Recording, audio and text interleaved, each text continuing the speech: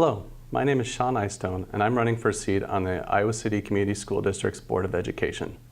My wife Mari and I have lived in North Liberty for the past 17 years. We have two sons who attend school in the district. Ryan is almost 15 and he will be a freshman at Liberty High School this fall.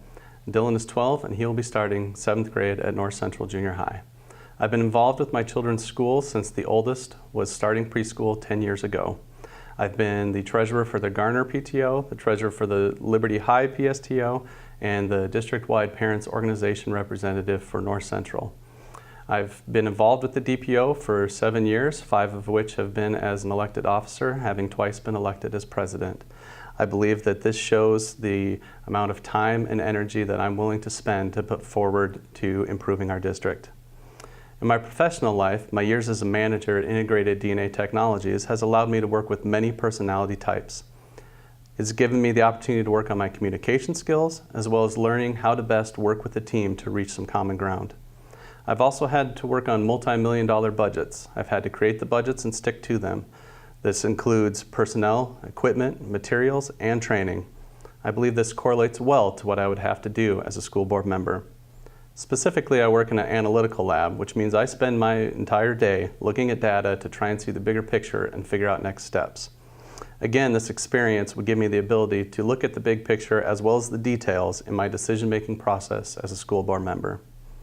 I'm running in part as a way to help protect our local public schools from the destructive changes that are happening at the national and state level. The push towards school vouchers, privatized education, and decreased funding have already and will continue to have a detrimental effect on our public school system. When attending the Urban Education Network's Day on the Hill in Des Moines earlier this year, I asked one of our state senators how we can change that narrative. His response was to start by getting involved in local politics such as city councils or school boards. Our board needs to push this process by working closely with other boards around the state to remind our legislators of the benefits of a strong public school system. This is the first step to help keeping our district moving forward.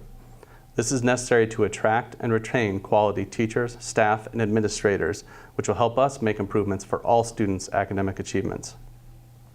The district has many things to be proud of. We have great teachers and support staff who deeply care about the success and well-being of the students. We have strategic goals concerning improvements in math, reading, and the student learning experience for all subgroups.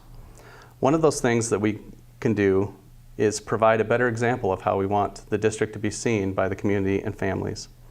We need to actively listen to each other and be able to have constructive conversations at the board table. If the board can work together as a team to reach some common ground, I believe the community will regain some of the trust it has lost. This will take a lot of work on the part of all board members who get elected. I look forward to putting in that work that is needed. Special education in this district has a lot of room for improvement. I'm encouraged by the hiring of the new special education director, but it doesn't stop there. I want the board to ensure that the environment is such that the new director is free to affect change. If we tell her that, well, this is how we do special education in this district and you're the new person who does it, that will not have any positive effect. There has to be a level of comfort that she is willing to suggest changes and we're willing to listen to them. Any improvements will be most successful in a collaboration between the director, district administrators, the board, special education teachers, families, and the community. Another area to work on is our technical and vocational education. As a general rule, we have a highly educated community, which yields the thought that all students in the district should be and will be attending college. And while college is becoming an increasingly required component for many careers, it isn't the path for all students. There are plenty of skills to be learned while in our district that can propel a student to have a successful career after high school. They may still end up attending college, but may have a better understanding what that would be working towards. Working with local businesses, creating internships or apprenticeships would be a great way to get students experience while minimizing the cost impact to our school district. If we're willing to accept the cost, we can create better vocational training classrooms within our schools.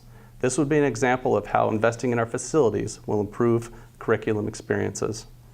I mentioned our 3 strategic goals, and while we have made gains in all 3 areas, we still see significant disparities in reading and math among students of color. We also have received disappointing reports from our LGBTQ students on their experiences. These are all serious issues that need to be addressed, and I want to hit them head on. I would appreciate your support in this endeavor. Thank you.